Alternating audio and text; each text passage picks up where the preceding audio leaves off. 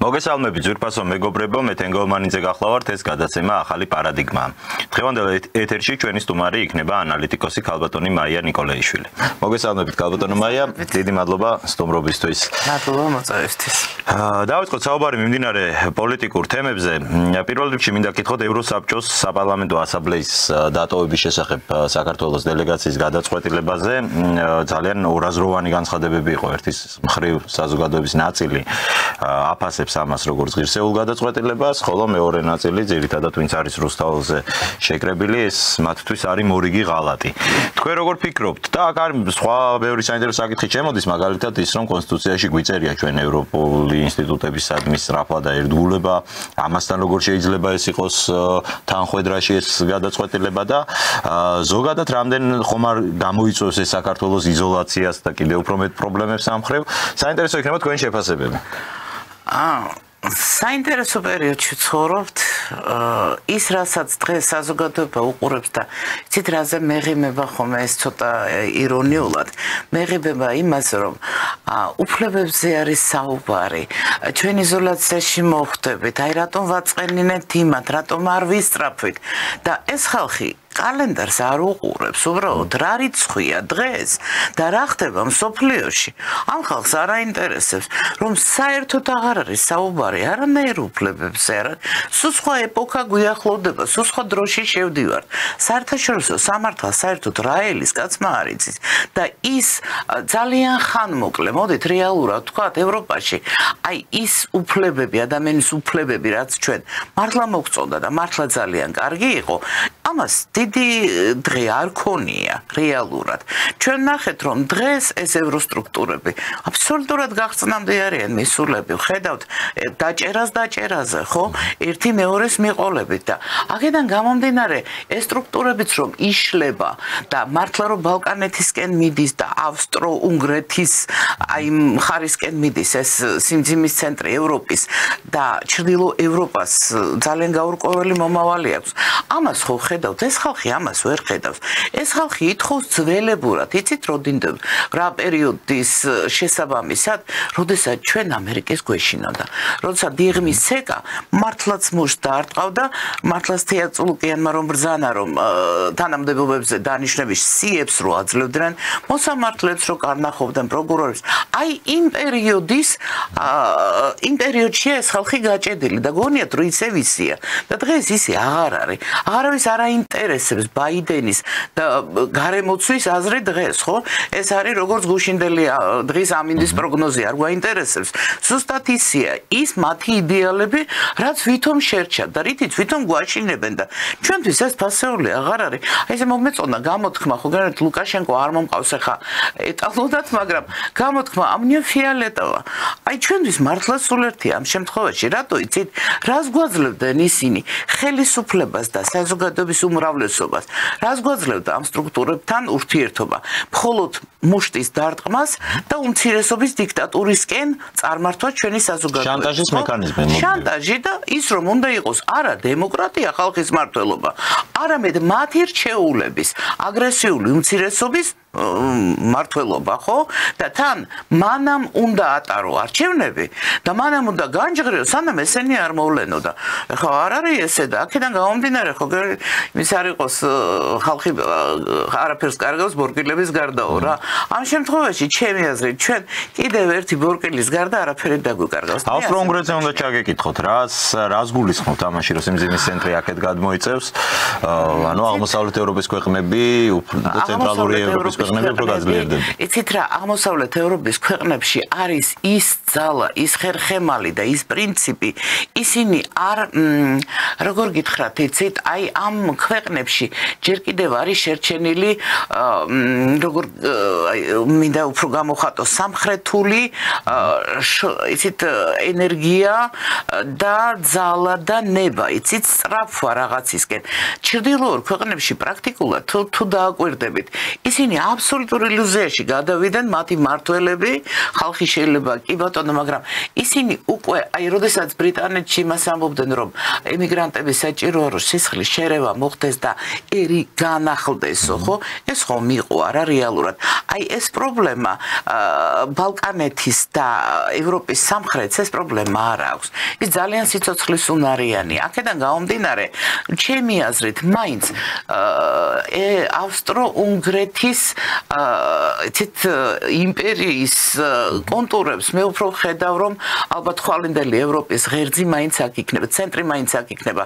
ამაში გვარწმუნებს ორბანი თავისი განსაკუთრებული პრინციპულობით, თანმიმდევრულობით და მოდით ვთქვათ, მარტო ორბანი როცა ვუყურებთ, ვამბობდით კიდეც, რომ მარტო ორბანი ამას ვერაფერს ვერ გააკეთებდა, აქ რა თქმა უნდა, მან გააკეთა სწორი არჩევანი.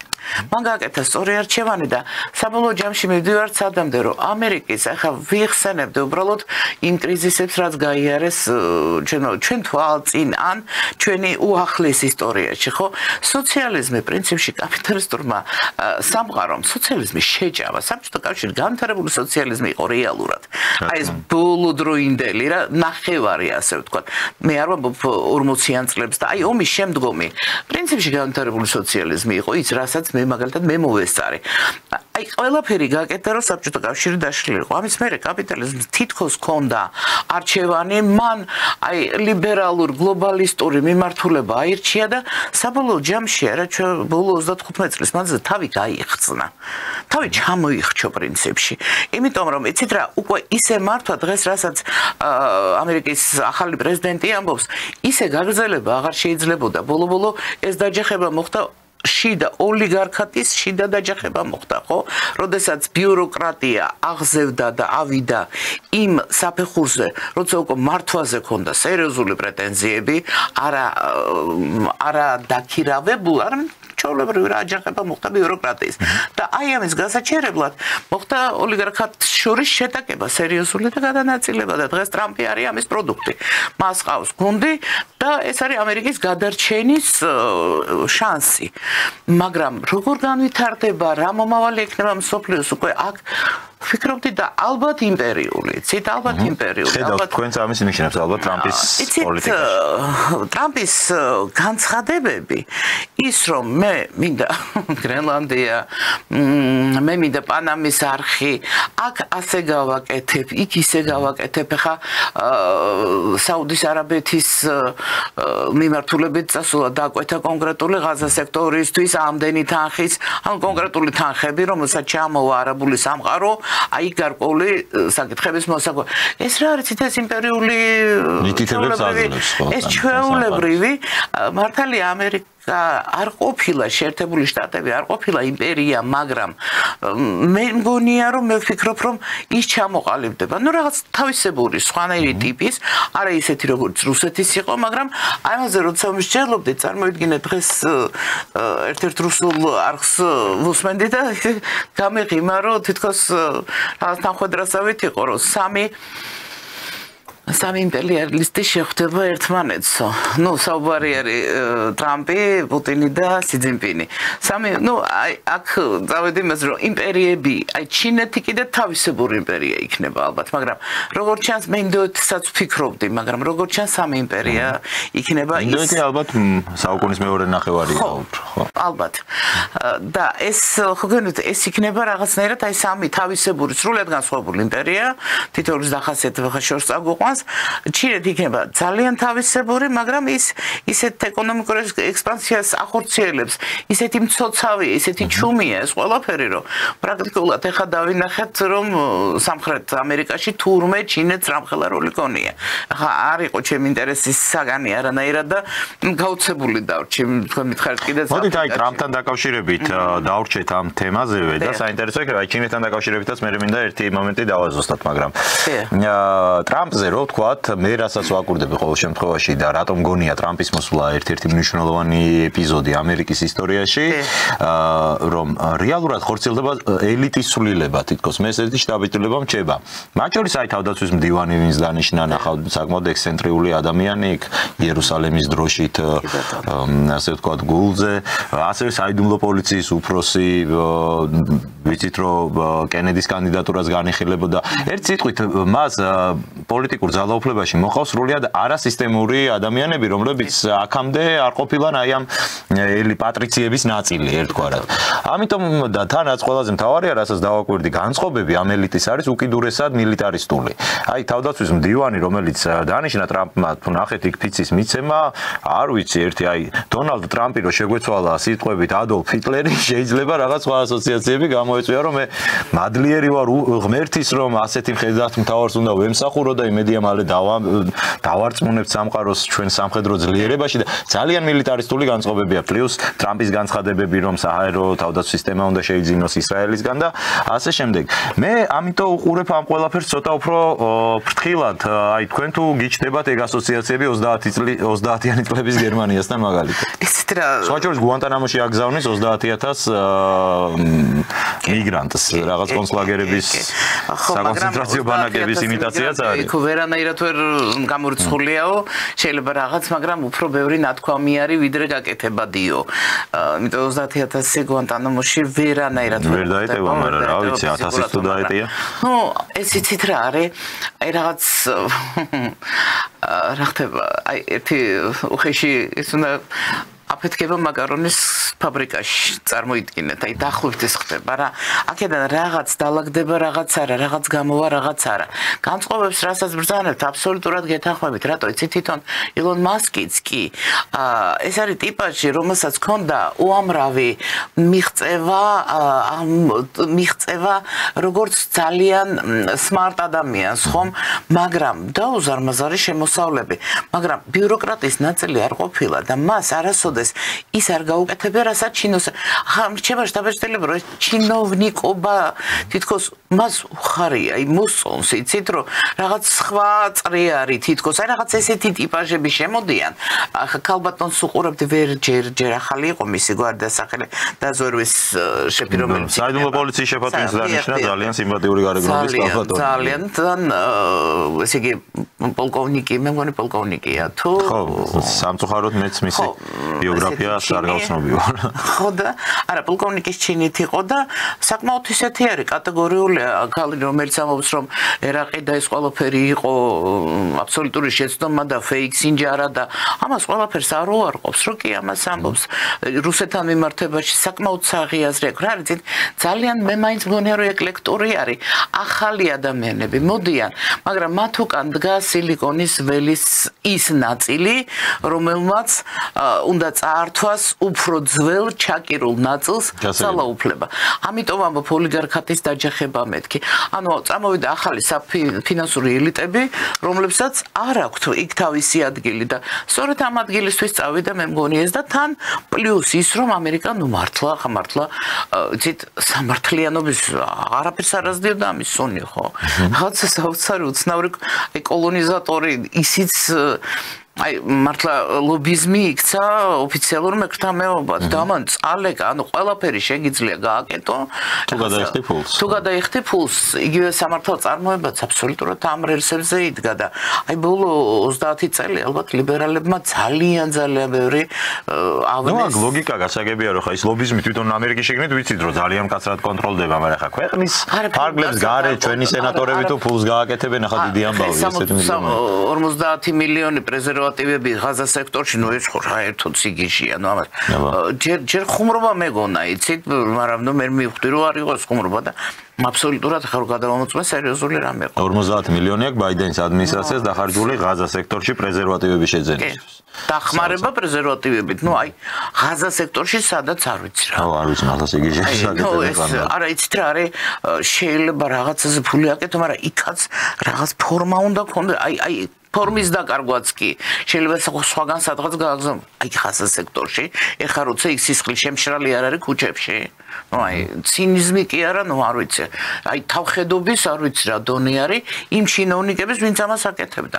მაგრამ რასაც საქართველოს ანჭარებდნენ და რასაც ფულს გზავნიდნენ, ნუ ამის მე აღარ გაგვიკვირდება.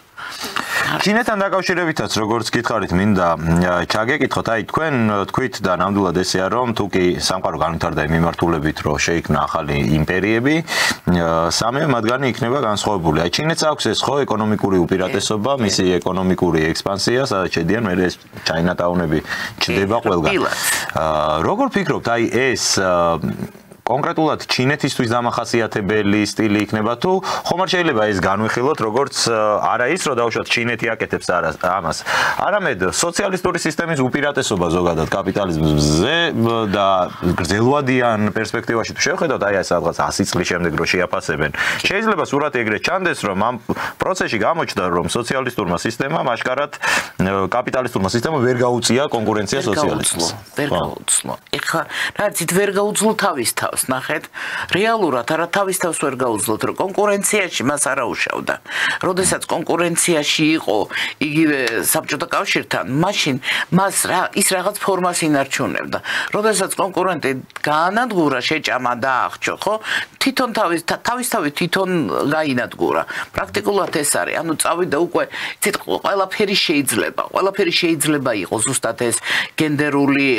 აჯაფსანდალი ეს რაღაც ილუზიებში წასვლა არანორმალურობის ნორმალურობა ცნობა აი აქ თქვენთან ვამბობდით მახსოვს რომ გოგონას რომელსაც ფიცარი შეუყვარდა ღობის ერთი ფიცარი შეუყვარდა სხვა კი არა აი შეუყვარ თვითფრინავს ქალი გაყვაცოლა და ეს რა არის ცით ფსიქიატრია მირჩნეული იქნა ნორმად ხო ანუ აი ამ სისტემამ თავისი არის ესეთი გამოთქმა რუსული გამოთქმა რეჟირუბესაც რა ანუ ცხიმისგან რო გიждდება ანუ ყველაფერი იცით მოწყობილი ყველაფერი დალაგებული უკვე იმდენად დალაგებული იყო რომ უკვე რაღაც იგიჟეში უნდა წავიდეს ხო აი დაახლოებით ეს მოვიდა და მე მგონი აი ამ შემთხვევაში უკვე ეს უკონტროლობა რატო იყო ეს იგიჟე რატო მაინც ვერ გავიგე იცით ბიუროკრატის ესეთი აღვირახსნილობა ზოგადად რაც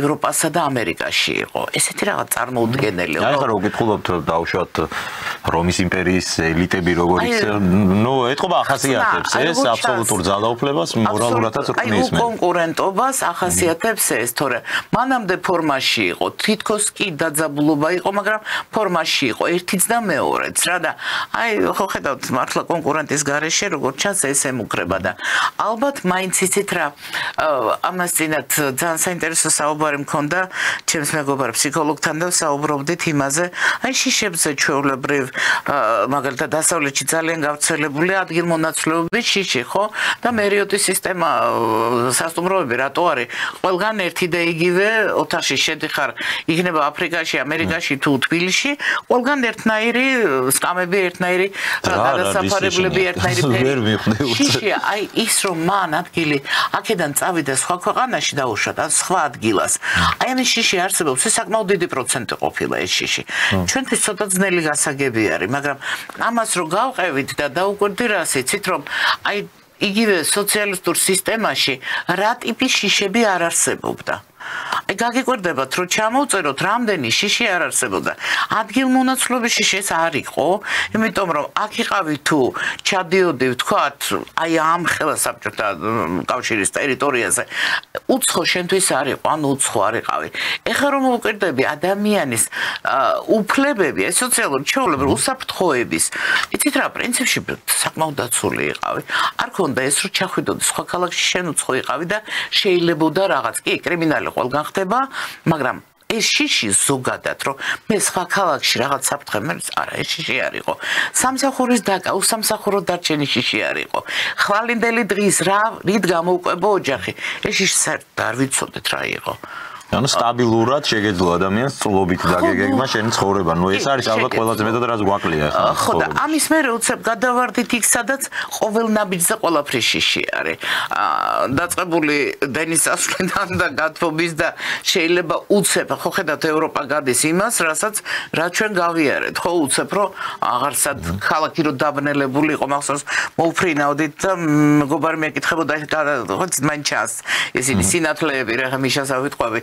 მაგრამ საქართველოს და არა იმიტომ რომ რაღაც მჟუტავი სინათლეები ხო ჩანს ხო და საიდან იციო მე ვთქვი საქართველოს ზაზრო გადავალ და ბნელა მეთქი რა და აი ეს იყო იცით ანუ ძალიან დიდ ტერიტორიაზე არაფერი არ ანათებდა რა მაშინ აი ესეთი წარმოვიდგინე იქიდან ხედავდი რომ იქ სიბნელე იყო და რაღაც არიან მაგისგან ევროპაში და უსურვოთ მაგრამ ჩვენ ხო გავიარეთ ეს შიშიც გავიარეთ ეს ყველაფერი გავიარეთ ეს მოგვიტანა აი ხო განვეთ ამ სისტემების სიმან და არ ვიცი იმპერიული ალბათ ზოგადად თუ წარსულს გადავხედავთ ისტორიას, ხა რა თქმა უნდა არ არის ისტორიკოსი უბრალოდ მოყვარულის დონეზე ვიცი.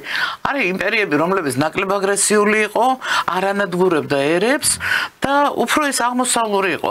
დღეს მაგალითად მემკვიდრე პრინც ვუსმენდი არაბეთის და იცით რა თქვა რომ მომავალი ევროპა არაბული სამყარო იქნება. ისლამური სამყარო იქნება ეს. ეს იქნება მომავალი ევროპაო. ანუ თქვენ ნახავთ 5 წელიწადშიო არაბული სამყარო რა სიმაღლეზე იქნებაო. და ანუ ეს საკმაოდ ისეთი განაცხადია და ალბათ არ არის უსაფუძვლო. რა თქმა უნდა და ეგ არის ალბათ რა ვიცი ეს ისტორიული გამოწვევა ხო ქრისტიანული სამყაროს ისლამიზაცია და სხვა შორის აი ჩვენს ისტორიაში მეც არ ვარ ისტორიკოსი, მაგრამ ცოტა ისე მჭება ხოლმე შთაბეჭდილება რომ აი ისლამიზაცია ჩვენ წარმოგვიდგენია რომ აუცილებლად ხმლით და მახვილი და თავის კვეთით მოდიოდა.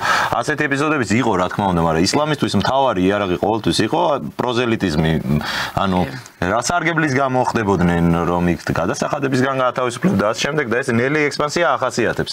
ევროპაში ეს უკვე თვალშისაცემია, მე მგონი 2023 წლის სტატისტიკა იყო ბრიტანეთის კონკრეტულად, რომ მუჰამედია ყველაზე გავრცელებული სახელი ბავშვებში.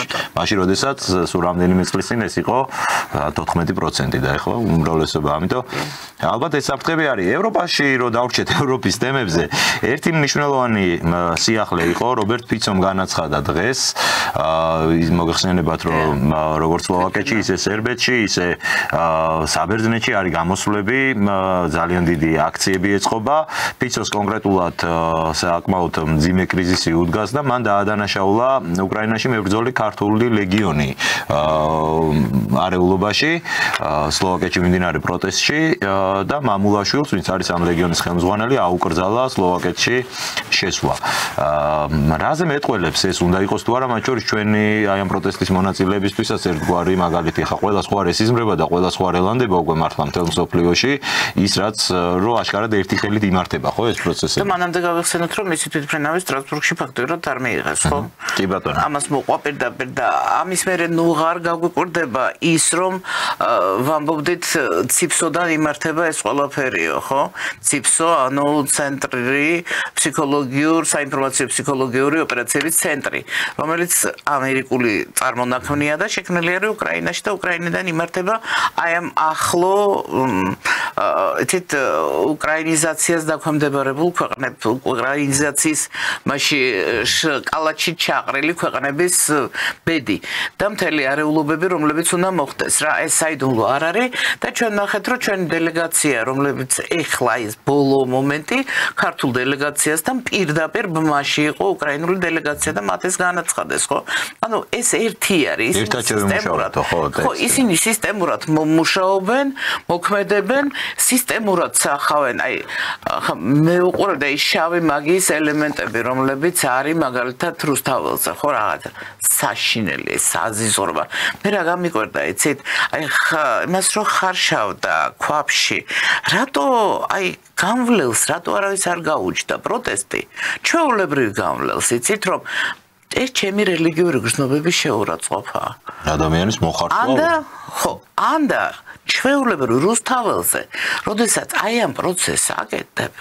და იცი რომ ეს მაგია ხო ის სოფლური მაგია არის რეალურად მაგრამ ხო ესევე ქვია უკრაინაში მაგალითად ძირვენსკაია მაგია ქვია და ძალიან გავრცელებული იყო დღესაც ტელევიზიით რო ნახოთ იქ არის ეს ჩვეულებრივ ეს გადაცემები არის აბსოლუტურად მიღებული და ნუ ძირვენსკაია მაგია უკრაინაში ყოველთვის ძლიერი იყო გარკვეული თავისებურებებიდან გამომდინარე მაინც მისი წარსულიდან და ხელოვნური სახელმწიფოც უწოდეს მას ხელოვნური სახელმწიფო უწოდეს ხელოვნურის და აი ნახეთ რატომ რუსთაველზე ეს არავინ არ გააპროტესტა რატომ არავინ არ იგრძნო შეურაცხყოფილად თავი თბილისელმა ან არა თბილისელმა რომ ის დედაქალაქში შუა რუსთაველზე ხაშლა ის შილაფლავი გაიტანეს და აიცით რა არის, აი თუნდაც ეს აი გუშინდელი ქვაბი და ეს მოხარშე. აი ვერ ხვდები რატომ მივიდივართ აქამდე და ეს ხომ ჩვენი არ არის. ეს ხო იქედან შემოტანილი, აი ციფსოს, ზოგი ხალისით ამბობს, ზოგს ჯერა, ზოგს შეთქმულების თეორია გონია, მაგრამ მესია. იქ იგეგმება ეს ყველაფერი, რაც სრულიადაც ჩაფურთხება, რაც არაქართულია, ყველაფერი შემოდის იქედან. მაგრამ ეხლა უკვე ჩვენ დავინახეთ, როგორ მარაოსავით არის გაშლილი ყველა მიმართულებით და იგივე სლოვაკეთში, იგივე სერბეთში, ყველგან აი ეს ბრიგადები დადიან და მუშაობენ და არეულობისთვისაც ზუსტად ეს ნახეთ ძალოვანი კომპონენტი, რომელიც ჩვენთან საბედნიეროდ ვერ შემოჟონა ამ ძალოვან ყველაზე მეტად რისის გვეშინოდა ყველაზე მეტად ჩვენ ამის გვეშინოდა და ყველაზე მეტად ამას ვფრთხოდით, მაგრამ რეალურად კიდე კაივე ჩვენ ამ ეტაპზე მათ ვერ შეძლეს იმის განხორციელება, რასაც განახორციელებენ სხვაგან. ეს ხალხი ჩამოყალიბებული რევოლუციონერები არიან, ჩვენ არ გაგვიკვირდეს ეს ლენინს ქონდა ეს და პროფესიონალი რევოლუციონერები, ესენი არიან, ყველას აქვს თავის როლი, ეს არის მკითხაობაში და მაგიაში, ეს განსწავლულია დაუშვათ ახლა მსახიობების ის რომ იყო, იცით, ცოტა ამ ბოლო დროს ამ მსახიობები და ხელოვანი ხალხი, რომელსაც ყოველთვის მოწიწებით ვეპყრობით და პატივისცემთ, უნდა გაიხსენონ გამონათქვამი, რომ ჯოკონდა ზღიმილსო, კაცობრიობასო, პურის მომტანი ურმების ჭრიალი ურჩევნიაო და მათ ძალიან თავში აუვარდათ, იცით, და რატომღაც ჩათვალეს, რომ ქვეყნის გადამრჩენები, მმართველები ესენი არიან, ხელოვანი მსახიობები არასოდეს არ ყოფილ. ეს იყო ყოველთვის ფაქიზი, ლამაზი და როგორც იცით, ეს არის საზოგადოების მაქმანი, მაგრამ ძალიან აუვარდათ თავში. მაქმანები საზოგადოებას არ ქმნიან. მშენებელს და ფიზიკოს, მათემატიკოს, კი ბატონო და პურის მცხოვრებელს აქვს პრეტენზია ქვეყნის, რომ მას უჭირავს. იგივე ენერგეტიკის სფეროს, რა ვიცი, ახლა სხვა პროფესიას. ძალიან გამაღიზიანებლები არიან გეთანხმებით. მსახიობები, რომლებიც დღეს აი ხელა პრეტენზიას გამოგეთა, უბრალოდ უნდა იცოდნენ, რომ ხელოვნება ეს არის მაქმანი, ეს არის აი გალამაზება, მაგრამ არანაირად სახელმწიფოები დგანან სულ სხვა ტიპის პროფესიებზე და არანაირად ახლა ამას არასოდეს ადრე არ ვიტყოდი, ყოველთვის პოეტი არ ქმნის სახელმწიფოს. სახელმწიფოს აშენებს მშენებელი, აშენებს პოლიციელი, აშენებს უშიშრობა და ასე შემდეგ. ანუ უფრო სხვა ძალის მქონე ადამიანები და ეს არის რა იცით, ფუფუნების. ეს არის უკვე ფუფუნება სახელმწიფოს.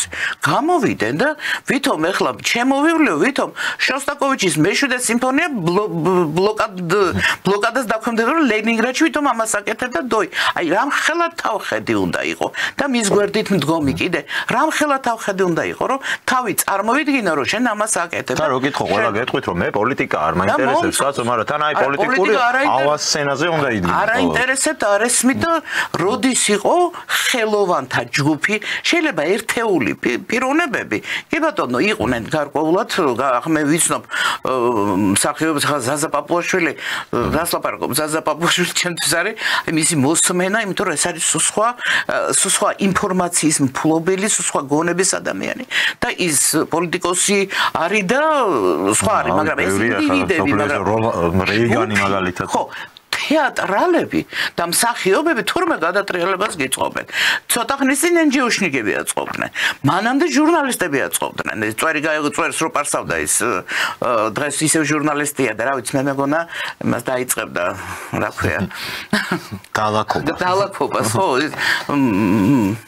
სასულიერო პირების დალაქად რო გამოავლინა თავი, სრული რო გამოთქვა, რომ დალაქი გამختارიყო სასულიერო პირების.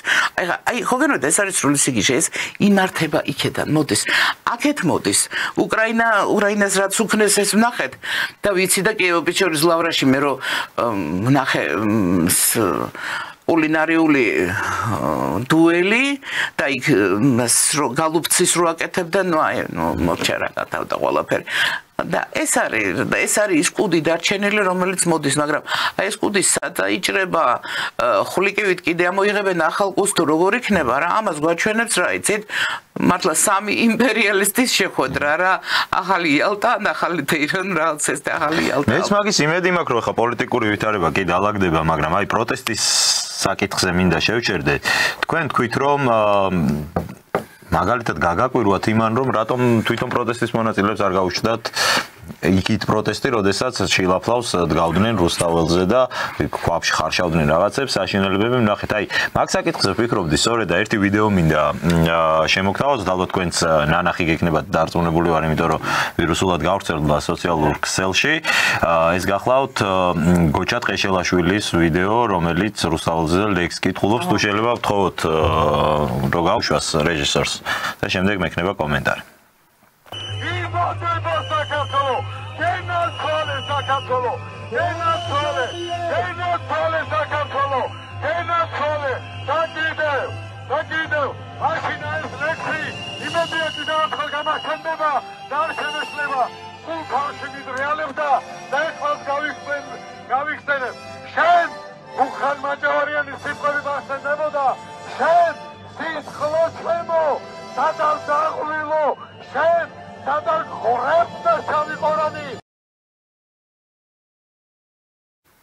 ბოლომდე არც ვაჩვენეთ ეს ვიდეო, იმიტომ რომ მართლა არ არის ხა აქ ჩემი სურვილი ის რომ აი რაც ირონიით დაცინვის ფორმით ვილაპარაკოთ, ზოგადად არ მიყვარს ასე ლაპარაკი და მით უმეტეს აი ზუსტად ამ მომენტზე მინდა ხა. აქეთ მხარეს ვინც ვდგავართ, ბევრისთვის ეს იწვევს ღიმილს, დაცინვას, გასაგებია ეხა რომ, მაგრამ აი მეორეს მხრივ თვითონ ამ ადამიანისთვის ერთი წლის წინ რო გეთქვა შენ რომ ისეთ მდგომარეობაში იქნები რომ ნახევრად შიშველი შუა რუსთაველზე იანვარში ლექსებს აიკითხავო, ну ალბათ თვითონაც გაეცინებოდა ხა მაგ სცენის წარმოდგენაზე, მაგრამ მეორე და მთავარი რაც არის, ну ჯერ ერთი აი როგორ მიდიან ადამიანები ამ მდგომარეობამდე, ეს არის საინტერესო და ხალხი რომელიც იქ ესწრებოდა, ხა ამ ვიდეოში არ ჩანდა, მაგრამ ალბათ აქ ნანახი და ისედაც კომენტარებიდანაც ჩანდა, საზოგადოების რაღაც ნაწილისთვის აი ჩვენთვის რამდენად გაუგებარია ხა იქ ყველაფერი, მაგრამ იქ მდგომი ადამიანებისთვის ეს გასაგებიც არის, თითქოს ბუნებრივიც არის და თითქოს აი აქეთ ბრაზდებიან რომ ჩვენ ღიმილს რატო გუგრის ეგ ყველაფერი. აი ძალიან დიდი უბსკრულია საზოგადოების ამ ორ მხარეს შორის და ეს უბსკრული როგორ უნდა ამოიფსოს, ამავდროულად ეგ არის ჩემთვის ამ შემთხვევაში მთავარი კითხვა. იცით, წარმოუდგენელია მართლა როგორ ამოიფსება ეს უბსკრული, იმიტომ რომ ეს არის.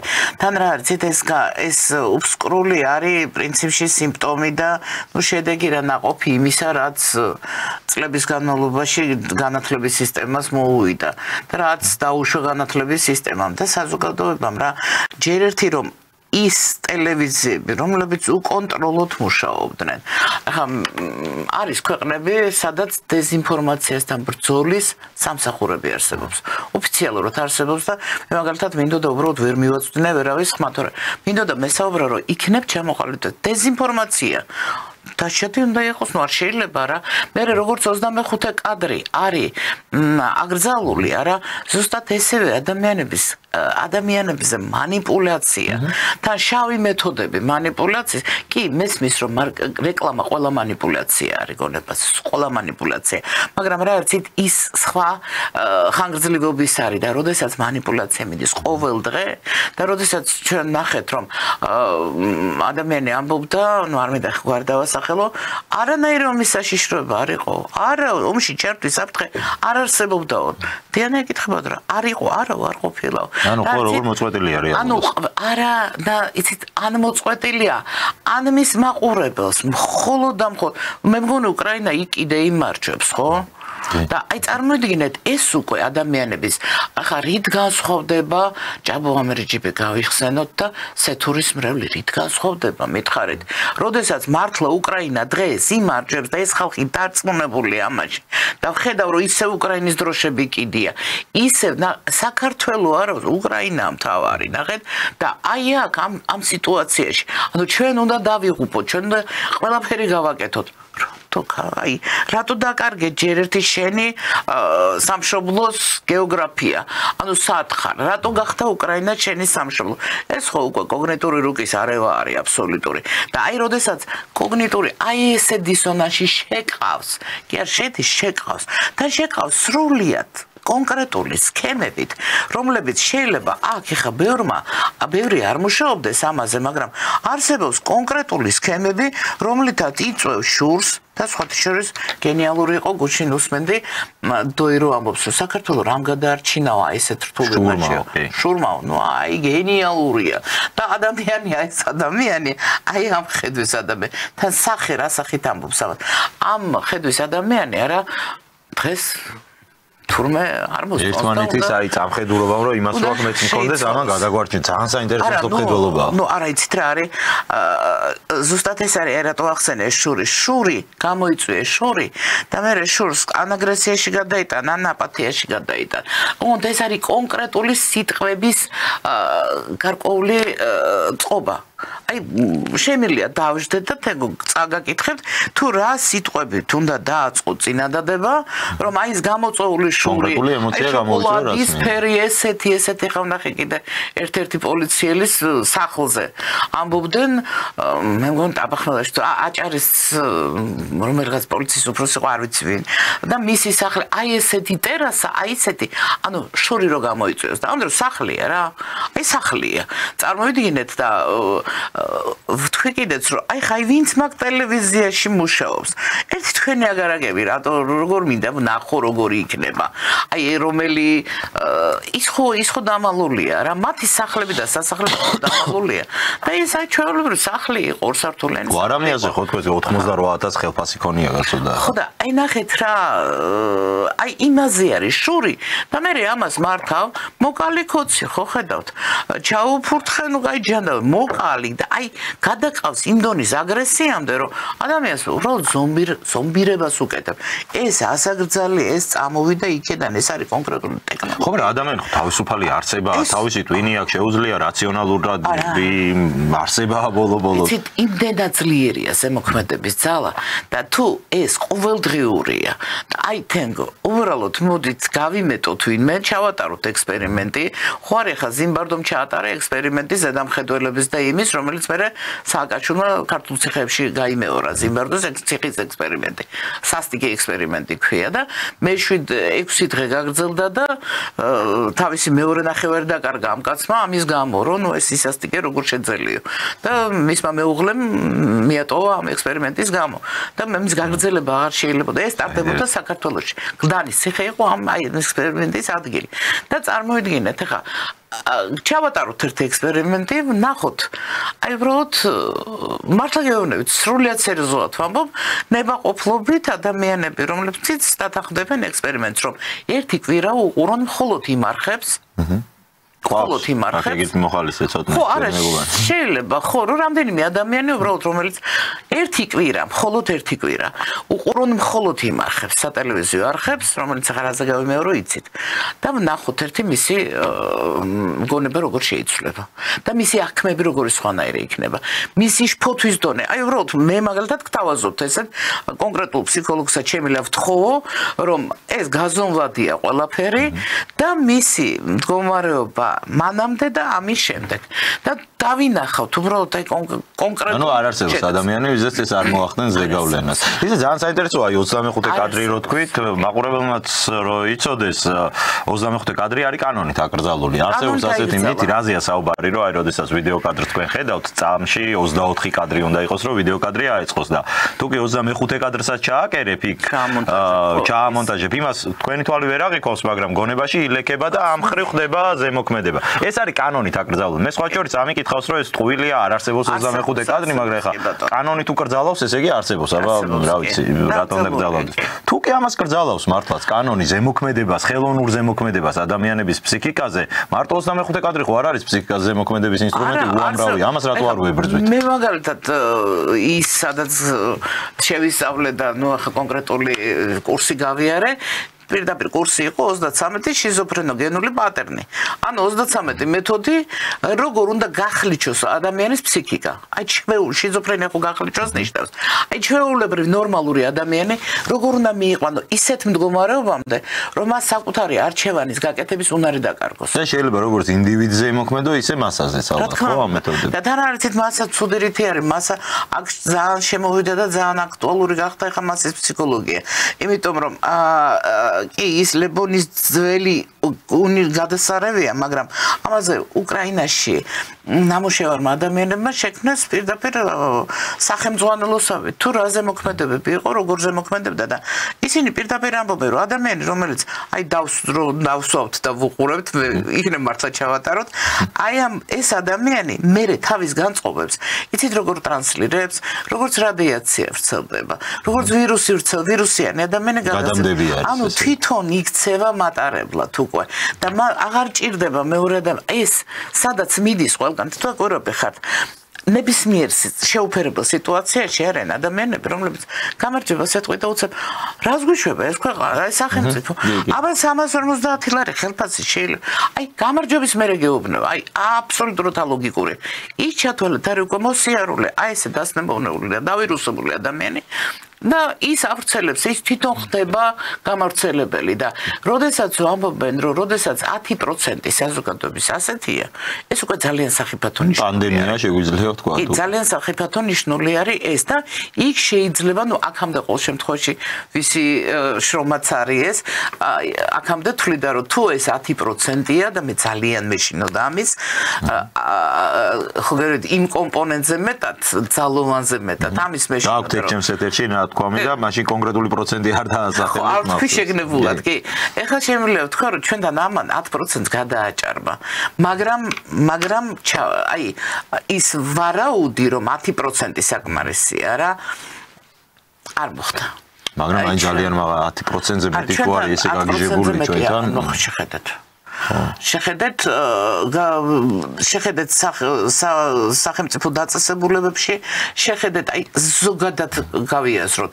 შეხედოთ გარკვეულ ადამიანებს, სადაც ამას უყურებენ და ნახავთ რა ეს საკმაოდ 10%-ზე მეტი არის. ვაქცინა თუ არსებობს მაგ ვირუსის ეს არის საინტერესო. ან როგორ შეიძლება ეს გაკეთდეს? აი ეს უკავშირდება იმ კითხვასაც, რაც თქვით, რომ ის უფსკრული ჩვენ შორის რაც არსებობს, იმიტომ რომ ჩვენ ხომ მაინც უნდა გავაგრძელოთ როგორც ერთმა საზოგადოებამ. სერიოზულია, უბრალოდ ალბათ არჩევანი უნდა გაკეთდეს, ვინ უნდა გადარჩეს პირველ რიგში, როგორც იმაშვიდეთ ფრენავში, ხო იცით? ჯერ იმას უნდა გავუკეთოთ. დაახლოებით ესე, ალბათ ახალგაზრდობაზე ყველაზე მეტად არის გადასარჩენი ახალგაზრდობა, იმიტომ რომ იქ კიდე არ არის ისე მყარად გადგმული და ჩაკერული ძველი ფანატიზმი. არდა ჩვენ არ მინდა ვთქვა რა, მაგრამ საქართველოში იყო გარკვეული პერიოდი ფანატიზმის ეტაპი.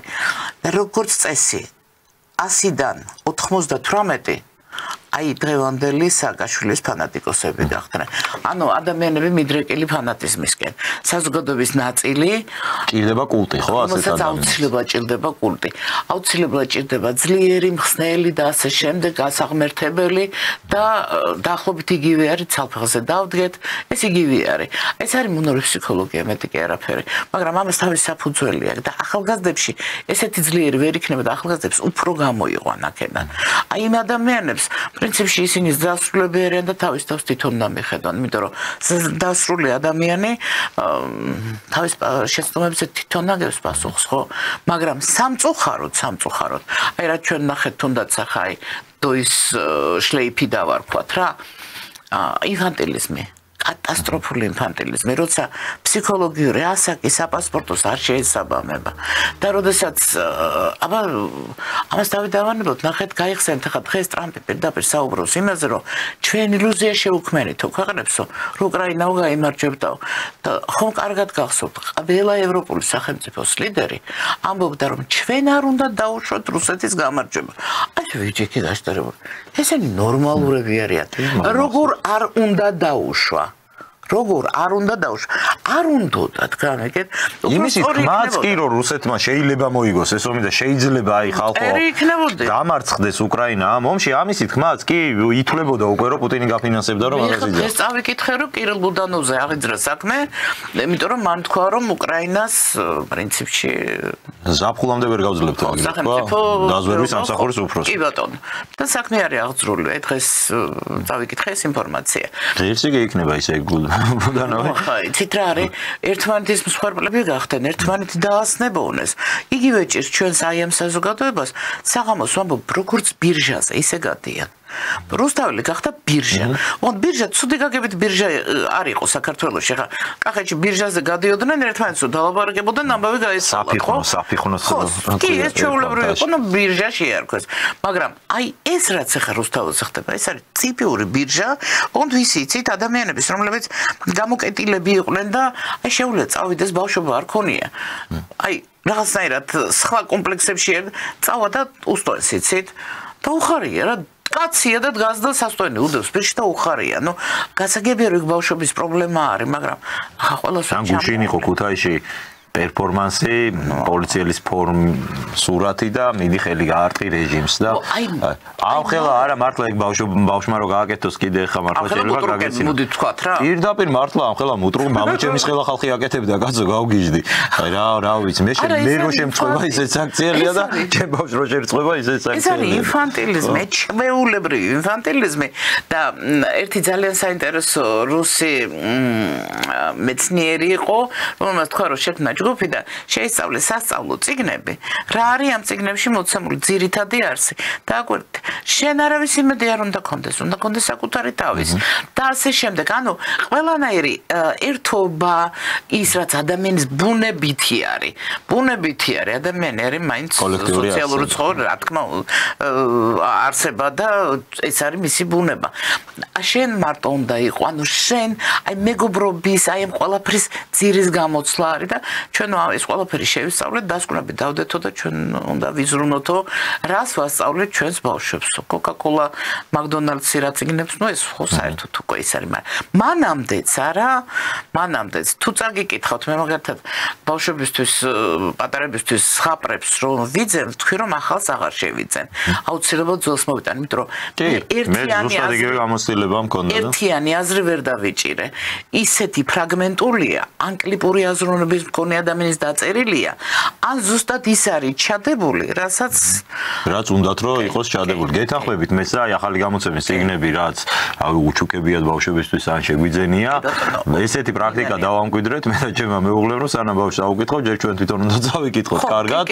ისეთები რომ აი არ ვიცი და თან აწერია ქართული ხალხური ზღაპარი და აღწერილია პრინცესა როგორ გადაკეთდა პრინცად, მე თუ პრინცი გადაკეთდა პრინცესად, მე მონადირეს ცოლად გაყვალ, საბოლოოდ დედამისი რომელიც მამად გადაკეთდა იმას გაყვალ ცოლად და რაღაც საშინელები. თუნდაც ეს არ იყოს, ნახეთ აზრის წვეტა არის ისეთი, რომ ბავშვს კონდეს მოკლე კლიპურ აზროვნებაზე მეტი ინტერესი, ვიდრე აი ამ ხელა შინაარს გამოყვეს.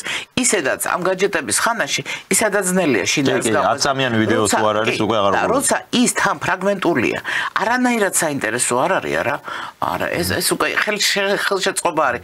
ანუ შორს წიგნისგანო. ეს არის. კი, თითქოს ფერადია, ძვირი ძღირს, საკმაოდ ფასი აქვს, მაგრამ მე აღარავითარ შემთხვევაში ამ ახალ საბედნიერო ძველები მაქვს ძალიან ბევრი და ალბათ ვეცდებით რომ გონება შევინარჩუნოთ ჩვენით მაინც სანამ სახელმწიფო დაეწევა. ეთანხმებით, მე ბუკინისტებში ვყიდულობ ხოლმე ძირითადად აი ძველი გამოცემის წიგნებს ზაფხულზე. გამბევრი მაქვს და კიდე კაი.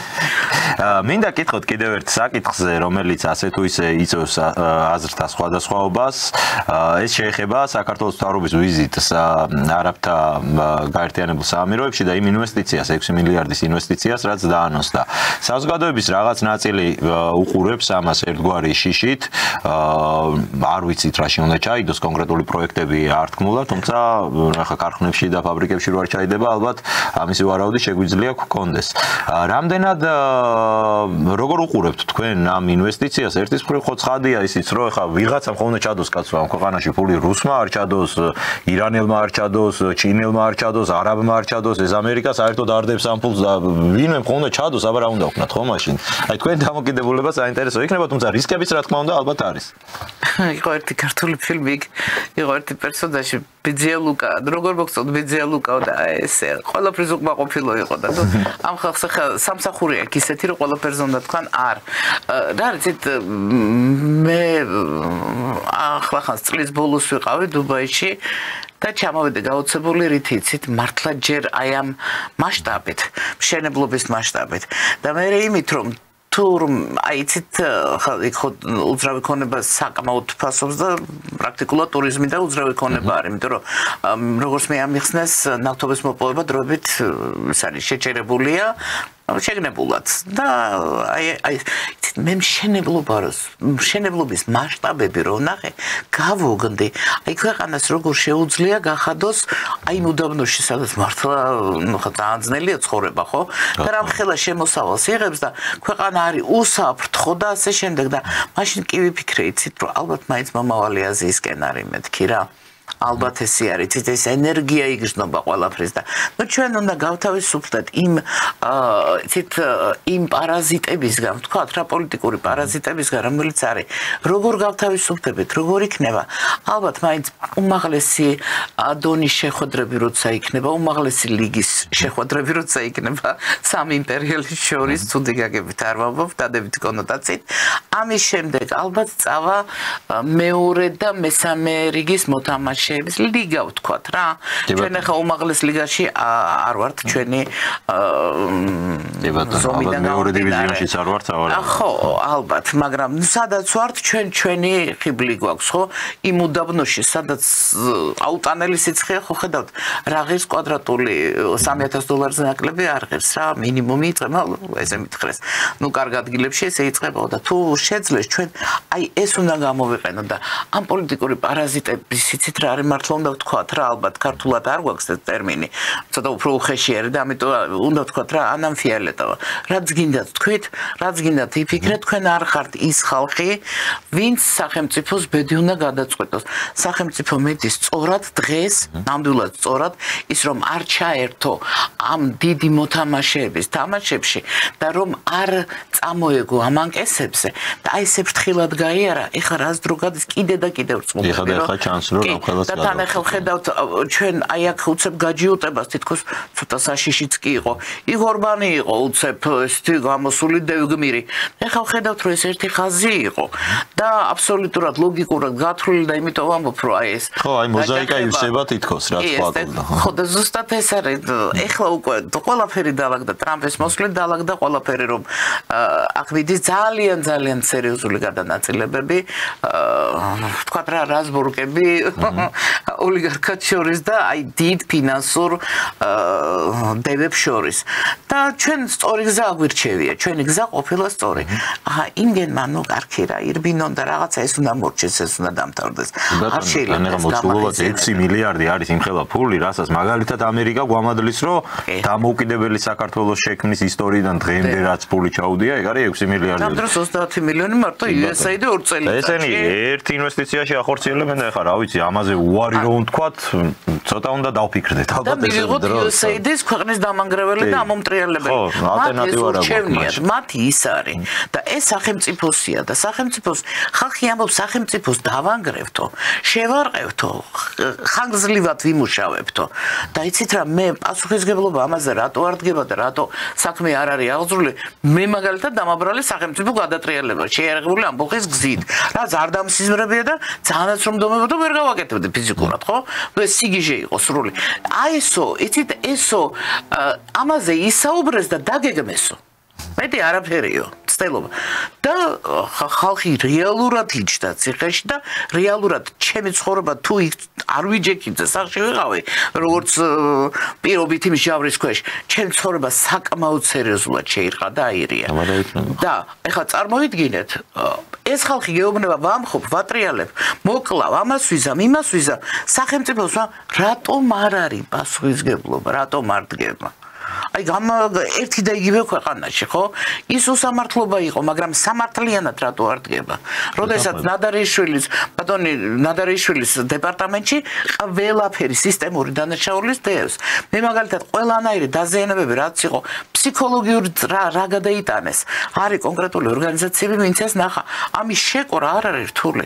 რატო ვიტანთ ამას ყველაფერს და რატო აი ამ პოლიტიკურ პარაზიტებს რატო ვაწვდით? აი ხო არის გაანონსებული იქით კვირაში უკვე უნდა შეიქმნა საპარლამენტო კომისია, რომელმაც უნდა გამოიძიოს სწორედ 2003-2012 წლებში პოლიტიკურ პირების თანამდებობაზე ყოფნის პერიოდში მათი საქმიანობა და ამაზეც მინდა ისე გკითხოთ, რამდენად გექნებათ ამ კომისიის მიმართ თქვენ ნდობა. მე ვფიქრობ, რომ ნდობის დეფიციტი იქნება მთავარი პრობლემა აქ არაიმდენად. გეტყვით ვისგან იმ გიჟებისგან ხო გასაგებია რომ იქნება. მეორე მხრივ აქეთ ამ ხარესაც შეიძლება არსებობდეს ასეთი დეფიციტი, იმიტომ რომ ალბათ ასეთ მნიშვნელოვანი მოვლენების პოლიტიკურ სამართლებრივ შეფასებას, ისტორიული მოვლენების შეფასებას მაინც უფრო ჭირდება უფრო ფართო კონსენსუსი საზოგადოებაში, ვიდრე მხოლოდ ესე ერთპარტიულ რეჟიმში, რაც არ უნდა გამჭვირვალედ იყოს გაკეთებული, ხო? გამოძიება. ის ხო არა გამოსავალი აქვს ამ დროს თქვენი აზრით სახელმწიფოს, რომ შეიძლება უფრო მეტი ნდობით აღიჭუროს საზოგადოება ამ პროცესის მიმართ. იცით, როცა უნდობლობა არის კონკრეტულად რაღაც გარკვეული კომისიების, მაშინ ყოველთვის ფიქრობ ესეთ რამეს. ვისი დაკვეთაა? ვისი დაკვეთა შეიძლება შეასრულოს რეალურად?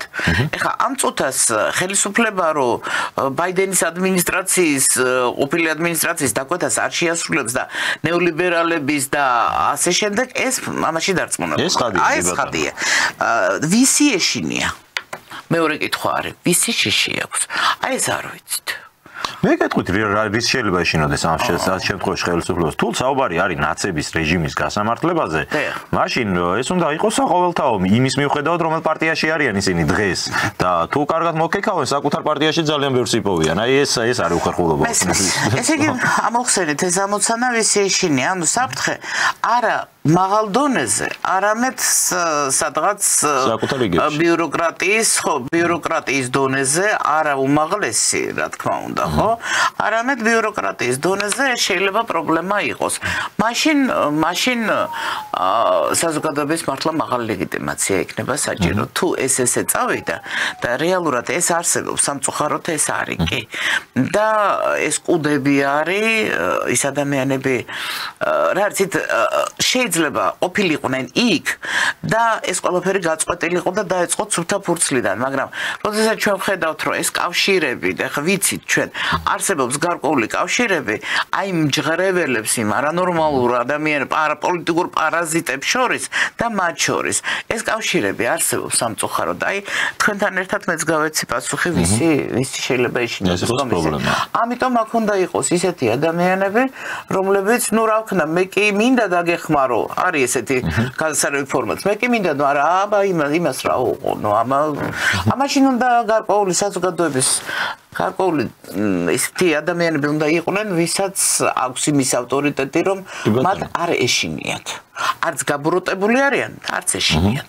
არც შურის მაძიებლები არიან. ანუ ობიექტური ნუ იქნება მთლად ქართულ ოცნებასთან ასოცირებული წევრი იყოს, პირიქით თუ დისტანცირებული კიდევ უკეთესია, მეც მომავალ. ანუ ჩვენ რეალური შიშის დაკვეთას აქვს ნაკლებად, დაკვეთა პრაქტიკულად გამოვრიცხეთ, მაგრამ აი შიში შეიძლება იყოს ეს და აბსოლუტურად ეთანხმები და ნამდვილად ამ შემთხვევაში ნახოთ ეს იქით აკვირა ალბათ ამ ინფორმაციებით იქნება დატვირთული და საინტერესო იქნება მოვისმენოთ մեր ხელისუფლების პოზიციებიც. სანამ დავასრულებთ ეთერს, მინდოდა მეკითხა აუცილებლად ისე რომ ამის უკითხავად ვერ დავასრულებდი. აი თქვენ მთელი გადაცემა ვსაუბრობთ იმ სამი დიდი იმპერიალისტის თუ იმპერატორის შეხვედრაზე, რომელიც იქნება მომავალში.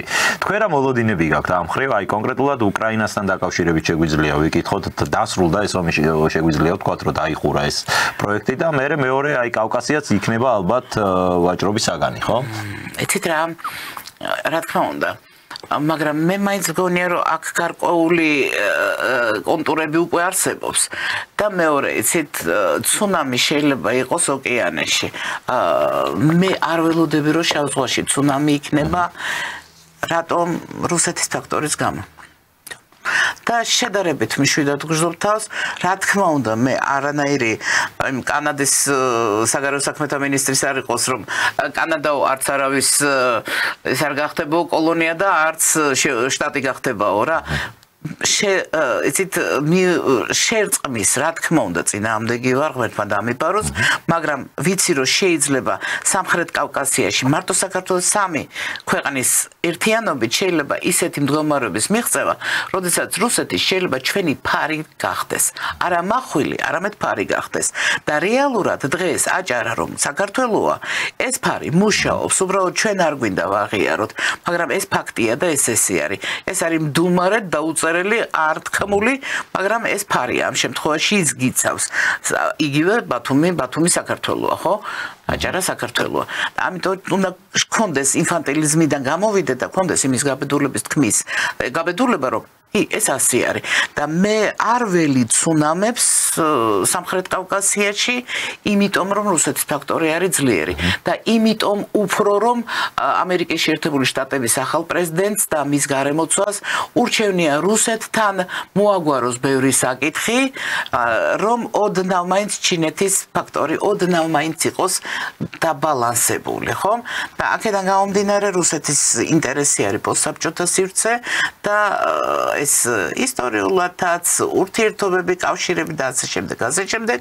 ის რომ ქართული ბიზნესმენები დღეს რუსეთში ხვალინდელ გეგმებს სახავენ კი არა, რიგები უდგათ, ესეც კარგად ვიცით, ხო? აქედან გამომდინარე მომავალი ბიზნესების იმას, ნაცები ცხოთ შორის, ნაცი ბიზნესმენებიც მშვენივრად დარბიან იქ, რომ როგორმე დაალაგონ ხვალინდელი. ანუ ამას არ ვამბობთ, მაგრამ ყველამ ვიცით, რომ ამ რეგიონში აქ ძალა იქნება რუსეთი და რუსეთის ინტერესი იქნება გადამწყვეტი. იქნება ის ამ ფარი, ან მახვილი. ჩვენი ფარი იქნება, მე ასეთი იმედი მაქვს. მაგრამ შერწყმაზე და იმაზე რა თქმა უნდა, ეს ამას არც ვფიქრობ, მგონია რომ სამხრეთ კავკასიის მგონია რომ არც დადგება დღეს ეს ვიქცი ახლა არ დადგება, მაგრამ სამხრეთ კავკასიის სამი სახელმწიფო ყველაზე კარგ ვარიანტში იპოვნის საკუთარ თავში გონიერებას და შექმნის თუ არა ნეიტრალიტეტის, მიუმხრობლობის, ბატონო იყოს ბაზები, მაგრამ მიუმხრობლობის. მე ციტრის იმიშინია კაბატონო მაია და ამაზეც პრინციპში მოვისმევ თქვენს აზრს და დავასრულოთ შემდეგ რომ აი თქვენ თქვით რომ ფარი არის მაგალითად აჭარისთვის ხო დღეს რომ აჭარა ჩვენი ნაწილია რუსეთი ასრულებს ამ ფარის ფუნქციას. იცით რა არის ეს ფუნქცია ალბათ რომ დიდმა სახელმწიფომ თუ მეტროპოლიამ ეფექტურად შეასრულოს ამას ჭირდება აკაური საზოგადოების თანხმობაც და აი ეს არის პრობლემა რომ საზოგადოება რომ გამოფხიზლდეს არ ვიცი არ მოუწიოს ძალიან ცუდად გამოფხიზლება ჩვენ საზოგადოებას მოკლედ რო თქვა ამის იმეშინია რომ ერთი შემოლაწუნება უნდა თუმეტეს 10% ჩვენ ყავს და ზუსტად იმიტომ ამბობ სამართლიანობის აღდგენა რამდენი წლის მერე იცით ახლა შეიძლება ისეთი აღარ იყოს ისეთი აღმაფრთოვანებელი არ იყოს და ისეთ ტვირთს არ მოხსნიდეს იმიტომ ცოტა კი არა ძალიან დაგვიანებულია მაგრამ ჩვენ ეს რატო გვინდა იცით რომ ყველაფერს თავის სახელი დაერქვას თავის სახელი პირველად რატომ გავისეირნეთ ბჭყალებში ვამბობ სამაჩაბლოში აი იქ შორეულ 90-იანებში ვისგან იყავით წაქეზებულები და მე ვიცი ვისგანაც ვიყავით წაქეზებულები და ეს არ იყო რუსეთი აფხაზეთში რატომ მოგვივიდა ეს ყველაფერი და ეს არ იყო რუსეთის მიზეზით და ზუსტად ის იყო რუსეთმა კი დაიწყო ომი უკრაინაში მაგრამ ამას ჰქონდა წინაპირობა დღეს დაინახა ხო ტრამპის ადმინისტრაციამ და დღეს ამბობს ხმამაღლა იმ ყველაფერს ჰქონდა წინაპირობა და ჩვენ აი ესე მიგვედენებოდნენ ამ წლებშიც უკვე მეორე ფრონტის გასახსნელად ჩვენ აი იმიტომ გვინდა ეს კომისია იმიტომ გვინდა ამის გასამართლება რომ ჩვენ ცოტა ქვევით წავიწიოთ ჩავიდეთ და ვთქვათ რომ ბოლო 30 წელი აი ამ ლიბერალური მართლობის პერიოდში კაპიტალიზმის და ნეოლიბერალური კაპიტალიზმის ზეობის პერიოდში რა ხდებოდა ჩვენ სახელმწიფოში ჩვენ გვაინტერესებს თორე რატო გვაინტერესებს ჩინეთი და რატო საუბრობთ ბრაზილიაზე და მექსიკაზე საქართველოსთვის და ზუსტად აი აქ მოვდივართ რა რომ ჩვენ როგორი მარიონეტები ვიყავით ჩვენ თურმე რამდენი რამე გავაკეთეთ ჩვენ საზიანოთ და მათი სურვილი აი დაქნევისთვის არა და ეს აღარ უნდა გაკეთდეს აი მაშინ როცა ყველაფერს თავის სახელი დაერქმევა მაშინ მივხვდებით ვინ იქნება ჩვენი ფარი და ვინ ყოფილა ჩვენთვის მახვილი კი ბატონო, დიდი მადლობა. მადლობას გადაგიხდით ძალიან საინტერესო საუბრისთვის, როგორც ყოველთვის და იმედი მაქვს ძალიან მალე ისე გვექნება ამის შესაძლებლობა. ქალბატონი მაია ნიკოლაიშვილი, ანალიტიკოსი გახდა ჩვენი გადაცემის სტუმარი. მე დიდ მადლობას გადაგიხდით ყურადღებისთვის და ორ შაბათამდე დაგემშვიდობებით, კარგად ზანდებოდეთ.